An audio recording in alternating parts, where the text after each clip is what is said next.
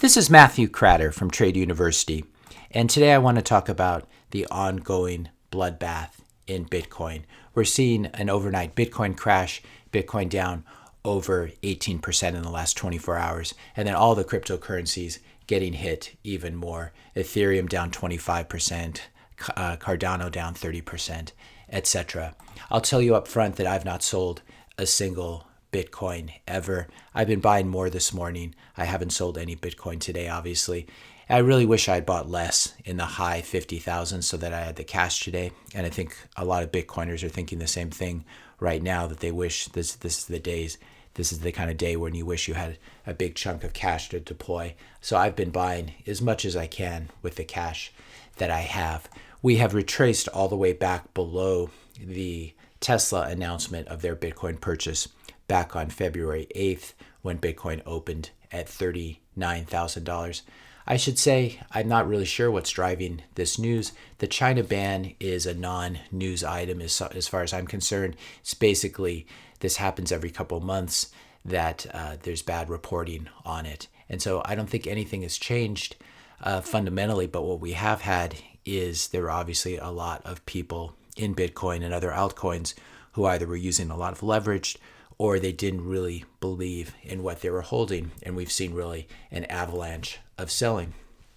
I should remind you that this is actually what a free market looks like, a market that's not manipulated by a central bank or by a regulatory authority.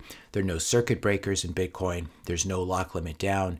We don't have a Fed emergency meeting to try to prop things up when Bitcoin crashes. You don't shut down the stock market, as has happened at various points in American history, and Bitcoin trades 24/7, 365 days of the year, and it trades with remarkable liquidity.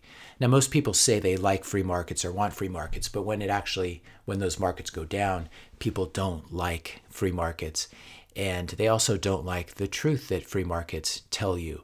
And so the nice thing about having a liquid market with Bitcoin is you have constant pricing. The downside of this, of course, is that you can drive yourself crazy watching it. A lot of people were saying that they're waiting for a pullback. The real question is, do you buy when you see a pullback like this? Do you have the conviction?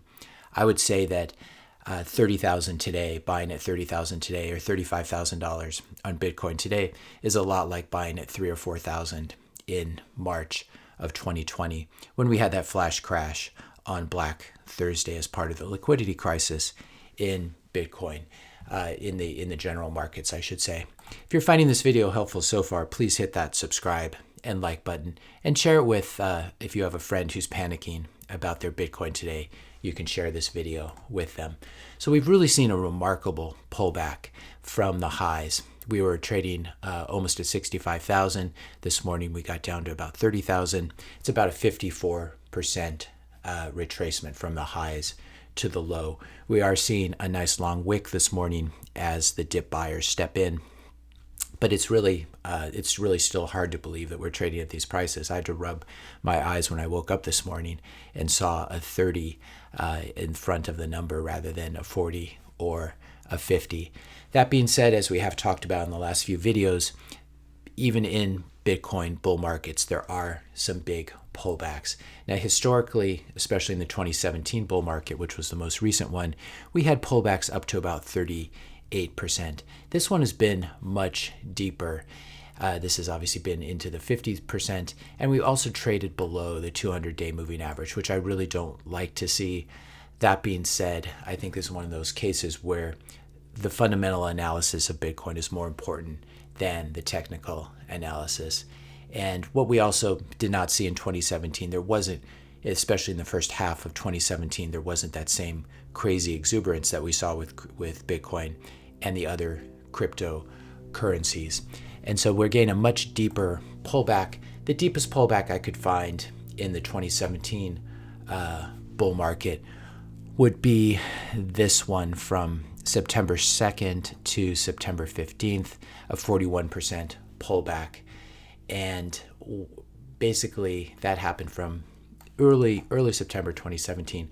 By October of 2017, just 40 days later, we were already at new highs. So Bitcoin fell from about 5,000 to about 2,900 back then, and then was back above 5,000 just 40 days later. So we'll be watching this closely to see how Bitcoin recovers. But I'm confident that it will. And this is just a more highly leveraged version and a more volatile version of the 2017 bull market. This is that pullback from in early September of 2017 from about call it 45, call it about 5,000 down to about 3,000, as we said. Now, as I've said in many videos, and it's never more important than on a day like this to repeat it, you have to know what you own. If you own garbage like XRP or Dogecoin or something like this, you're really not going to sleep well at night in weeks like this. I slept really well last night. I know what I own. I've done the research, and I've shared the research with you on this channel. But it's not enough to really rely 100% on someone else's research. You can watch all my videos, but ultimately, you do need to make up your own mind. Simply because if you don't have that conviction, you will not be able to hold on for dear life. Hodling is extremely hard, and you'll never survive if you just take other people's opinions and you don't really understand Bitcoin in your mind and in your own heart. It's very easy when Bitcoin goes up to want to take profits and think about what you can convert those profits into in the real world, whether it's a car or a house or something like that. And it's also very easy to panic sell on days like this. But if you succumb to either of those temptations, you will never be around when Bitcoin hits $200,000 later this year and when it hits $1 million in the coming years and beyond. So I'd say, just to reiterate, Bitcoin obviously is not something that you should use leverage with. It moves so much. If you're using 100-1 leverage or even 2-to-1 leverage, if something goes down 50%, you've lost 100% of your investment. So don't use leverage in your Bitcoin. Don't buy altcoins, especially altcoins that you don't understand. They're just seem to be a high beta version of Bitcoin, because Bitcoin is the most important cryptocurrency that has ever been invented or will ever be invented, and all the other coins jump on the bandwagon and go up more and then go down more. Timing Bitcoin is very, very difficult, and this is why I've always talked about dollar cost averaging into Bitcoin and not trying to time the market too quickly because of tax implications and simply because you may get it wrong. I certainly wasn't expecting a pullback this deep in a strong bull market like we've been having.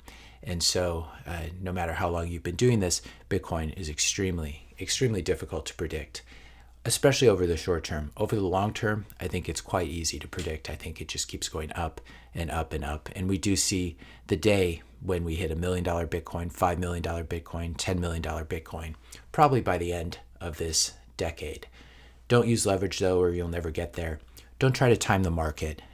Just do dollar cost averaging, which means you buy a fixed US dollar amount or whatever your currency is, a fixed amount every day, every week, every month. And so when the price of Bitcoin is low, you'll end up buying more Bitcoin with that same fixed amount of fiat. And when the price of Bitcoin is higher, you'll end up buying less. This is one of the great things about dollar cost averaging. And it allows you to avoid fear and greed as well. And also, especially in weeks like this, I've been traveling. That's why I didn't make a video yesterday. And I may not be able to make a video tomorrow. We will see. But don't look at your screen. Don't keep checking the price. Go outside in the sunshine, breathe, spend time with your family or friends, and don't drive yourself crazy. If you are in this for the next 5 or 10 years or the next 20 or 50 years, you really shouldn't be checking the price of Bitcoin every 5 minutes. And this has very bad effects on your dopamine receptors and your cortisol receptors, etc. Great tweet here from Plan B.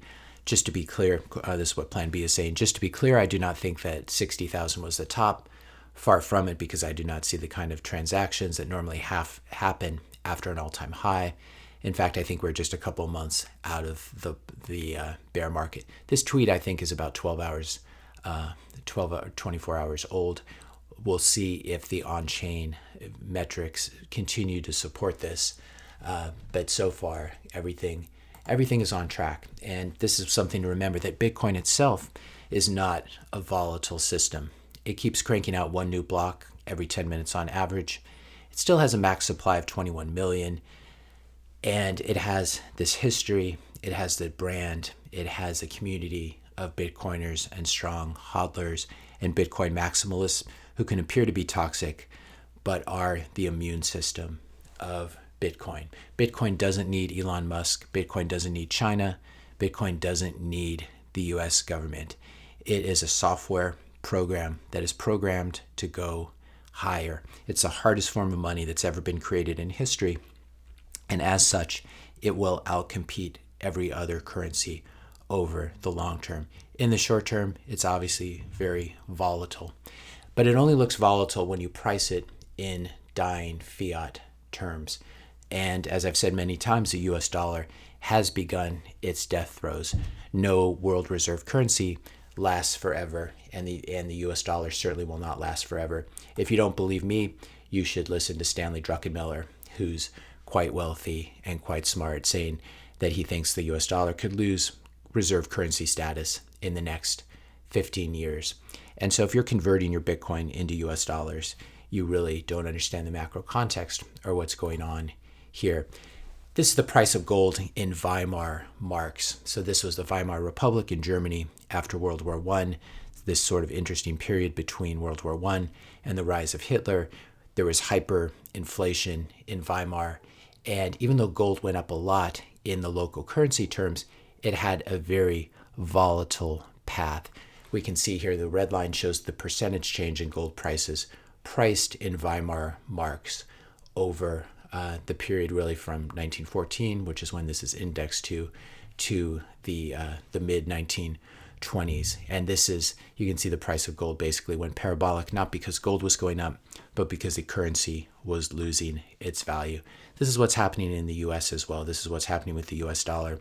Real estate prices, stock prices, Bitcoin prices go up because the value of the US dollar is going down.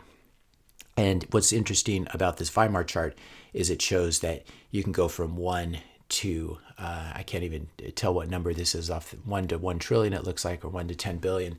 You can go, gold can go up that much, Bitcoin could go up that much, but it does it in a very volatile manner. And so I think what we're seeing this week is just one of these swings. We saw it before in the Weimar Republic, and now we're seeing it with a world reserve currency. If you found this video helpful, be sure to hit that subscribe and like button. Hit the notification bell if you want to be notified when I publish my next video. And let me know your questions and comments in the comment section below. Thanks a lot for watching, and I'll see you in the next video.